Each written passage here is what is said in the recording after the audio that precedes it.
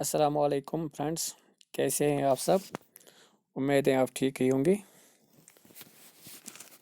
Once again welcome you all to my YouTube channel intelligent exam cracker. Friends, आज हम बात करेंगे general awareness के टॉपिक्स के बारे में।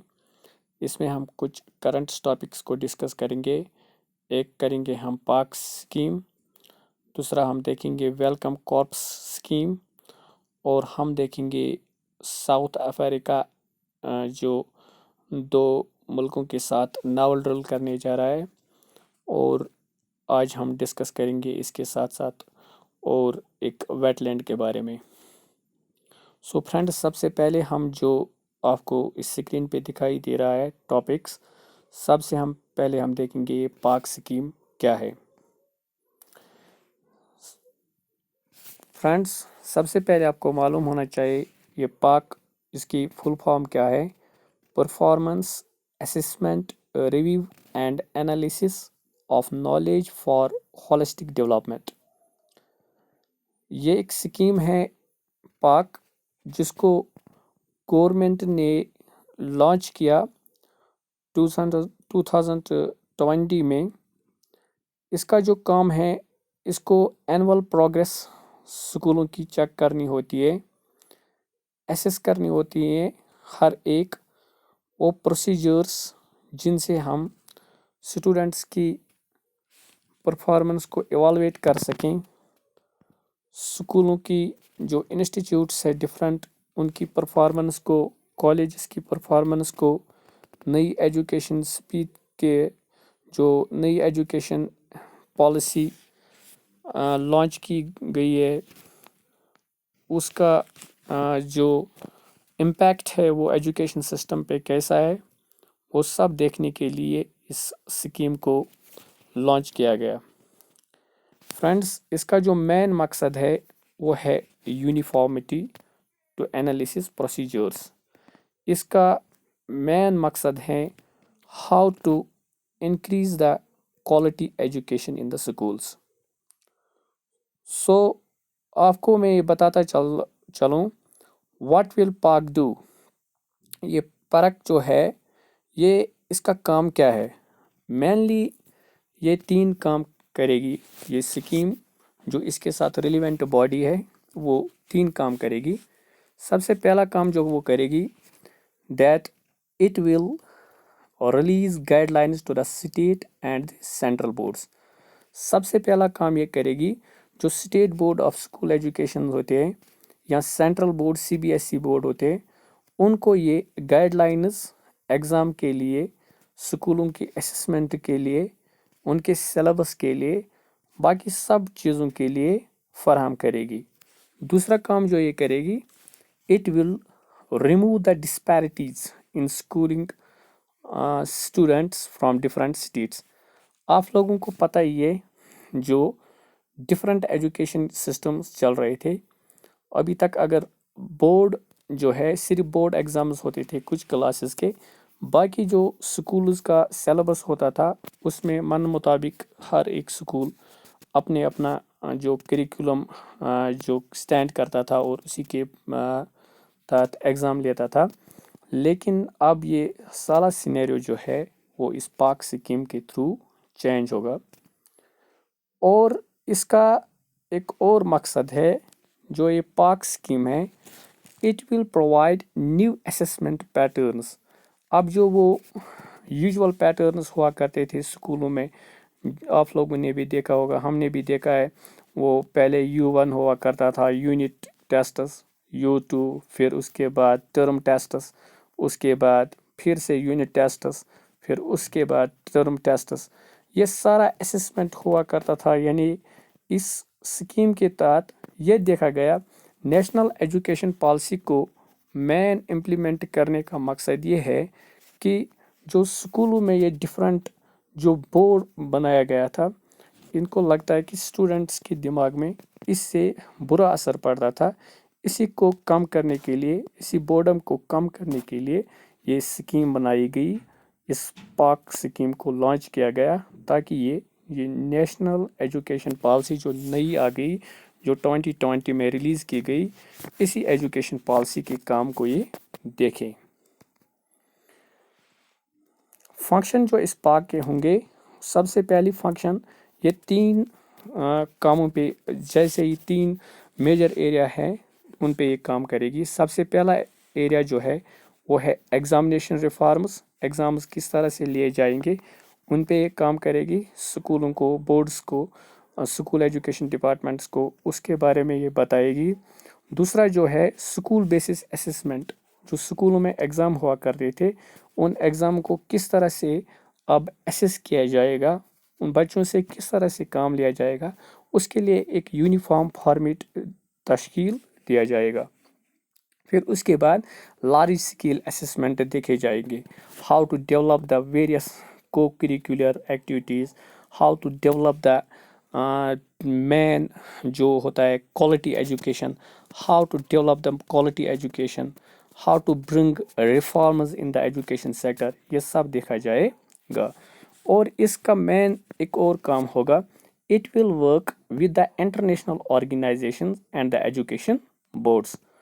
پاک جو ہے یہ کنڈکٹ کیا کرے گی early achievement, national achievement survey کیا کرے گی کہ سکولز کا جو کام ہے یہ کوالٹی ایجوکیشن کہاں تک فراہم کرتے ہیں، کیسے کون کون سے لوپ ہولز رہتے ہیں، کہاں کہاں پہ ہمیں زیادہ ڈیولپ کرنا پڑے گا، یہ سب چیزیں دیکھا کرے گی اور ڈفرینٹ بورڈز کو اس کے تحت پھر اسی کے دورہ وہ ہدایت فراہم کرے گی، how to develop these education institutes یا how to develop this quality education. اب اس کے بعد جو دوسرے ٹاپک پہ ہم بات کریں گے that is Welcome Corps scheme. سب سے پہلے فرینڈس آپ کو پتہ ہونا چاہیے واٹ اور کاپس۔ کاپس ہم جنرلی یوز کرتے ہیں، یہ ٹرم انگلش میں یوز ہوتی ہے ڈفرینٹ چیزوں کے لیے، لیکن زیادہ تر یہ یوز ہوتی ہے آرمی کے لیے، a party of the army جس کو ہم کہیں گے۔ سو یہاں پہ کاپس اسکیم جو کہاں پہ لانچ ہوگی، جو لانچ ہوگی یو ایس اے میں لانچ ہوئی۔ اس کا جنرلی مقصد کیا ہے؟ To allow its citizens to offer sanctuaries to the refugees۔ وہاں پہ جو خالی جگہ ہیں، بہت ساری جگہ یو ایس اے میں، اب انہوں نے کیا کیا، آپ کو میں یہ جنرل نیٹشل میں بتاؤں، جو U S refugee admission program ہے، U S refugee admissions program, یعنی کہ جو ڈفرینٹ ممالک سے لوگ آئے ہیں کہاں پہ، یو ایس اے میں کام کرنے کے لیے، جاب کرنے کے لیے، یا اور پھر وہیں پہ بستے ہیں، یا کچھ نئے بھی آتے ہیں، یہ سب وہاں پہ آتے تھے کام کرنے کے لیے۔ پھر ان کو وہاں پہ جب بہت ٹائم تک رہتے تھے تو ان کو وہاں کی سٹیزن شپ فراہم ہوتی ہے۔ آج کل جو سٹیزن شپ مینلی فراہم ہوتی ہے وہ صرف ایک کنٹری کرتی ہے، that is the Canada. So یہ جو U S refugee admission program ہے، یہ ایکچولی کیا ہوا، وہاں پہ لوگ اسی طرح سے کام کرنے جاتے تھے، لیکن جب 2020 میں وہاں پہ کس کی حکومت تھی؟ ٹرمپ کی۔ تو ٹرمپ نے کیا کیا، اس نے کام کیا، اس نے ان پہ روک تھام لگایا۔ اس نے کہا کہ ہم اب جو یہاں پہ پناہ گزیر ہیں ہم ان کو زیادہ تر یہاں پہ برداشت نہیں کر سکیں گے۔ سو اس نے ان پہ قدغن لگا دیا، اس نے ان پہ تھوڑا بہت جو ہم کہیں گے ہنڈرنس پیدا کی وہاں پہ رہنے کے لیے، اور ان کو ویکیٹ کرنے کے لیے بولا گیا۔ سو اس طرح سے جو بائیڈن تھا، جون بائیڈن جو ہے، یہ جب اپنا الیکشن مینیفیسٹو چلا رہا تھا تو اس نے کیا کہا، اس پریزیڈنٹ بائیڈن نے، اس نے لوگوں سے کہا کہ I will bring back this refugee policy, میں اس پہ کام کروں گا اور میں ان کو واپس لے کے آؤں گا۔ لیکن یہ واپس نہیں لا پایا، کیونکہ اس میں بھی بہت ساری، اس نے کہا کہ میں یہ جو اس میں یہ ٹائٹل ہیں 42 اس کو میں لفٹ کروں گا، لیکن جو اس نے وہ اسائلم سیکر جو وہاں پہ رہنے کے لیے آئے تھے لوگ، کیوبا سے، وینزویلا سے، ہائیتی سے، نکارگوا سے، ان کو بیک واپس کہاں پہ بلایا گیا، اس نے میکسیکو. سو اس نے کہا کہ میں اس کو واپس اس ٹائٹل 42 کو ختم کروں گا، لیکن یہ نہیں کر پایا. سو اب جو ایکٹیوسٹس ہیں انہوں نے اس کو پریشرائز کیا وہاں پہ. سو اس کو سمجھ نہیں آ رہا تھا کہ میں کیا کروں. سو اس نے اسی لیے اس نے ایک سکیم وہاں پہ تشکیل دی جس کو یہ کہتا ہے یہی سکیم ویلکم کارپس سکیم. اب جب وہ وہاں پہ اس نے کہا کہ اب میں نیئرلی اباؤٹ 1,25,000 ریفیوجیز کو جگہ دوں گا یہاں پہ، ان کو آنے دوں گا یہاں پہ. لیکن جب سے اس نے یہ سکیم لانچ کی ہے ابھی تک صرف 6,750 ریفیوجیز وہاں پہ آ گئے ہیں کنٹری میں. سو اس کو بولا جاتا ہے کہ یہ اس نے اس لیے کیا تھا تاکہ جو وہ ٹرمپ کا ڈیسیجن تھا اس کو جو اس نے لا انووک کیا تھا پریزیڈنٹ ٹرمپ نے 2020 میں، اسی کو میں کیا کروں، اسی کو میں واپس کروں، اسی لا کو میں ختم کروں تاکہ یہ لوگ یہاں پہ آ جائے. یہ نہیں کر پایا اس ٹائٹل 42 کو ختم. سو اس نے کہا کہ اب میں نیا طریقہ اپناؤں گا، میں اب یہ سکیم لانچ کروں گا جس کے تھرو میں ریفیوجیز کو یہاں پہ پناہ دوں گا. تیسرا topic, so Biden administration to criticism and provide support to refugees in a more direct way. So اب تیسرا ٹاپک جو ہمارا ہے آج کا، وہ ہم بات کریں گے ناول ڈرل. جو یہ ہے رشیا ساؤتھ افریقہ جو ہے اس نے اناؤنس کیا، اس نے اعلان کیا کہ یہ جوائنٹ ناول ڈرل کرے گی 2 کنٹریز کے ساتھ، ایک رشیا کے ساتھ ایک چائنا کے ساتھ. اور یہ سٹارٹ ہوگی فیب میں، فیب 2023 میں یہ کریں گے یہ ناول ڈرل. اور اس سے کیا ہو جائے گا، اس سے ان کی جو ملٹری ایکسچینج فورس سکلز ہے وہ یہ ایک دوسرے کے ساتھ ملٹری نالج ایکسچینج کریں گے اور نئی نئی آپریشن سکلز سیکھیں گے.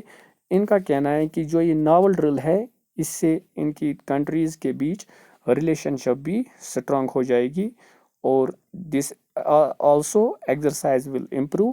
سو فوج کی ایکسرسائز بھی ہوگی اور ان کو نئے نئے طریقے ایک دوسرے سے سیکھنے کو ملیں گے اور اس سے ان کا جو فیٹرنیٹی ہے، ریلیشن بردرہڈ، وہ بھی کیا ہو جائے گا، ڈیولپ ہو جائے گا.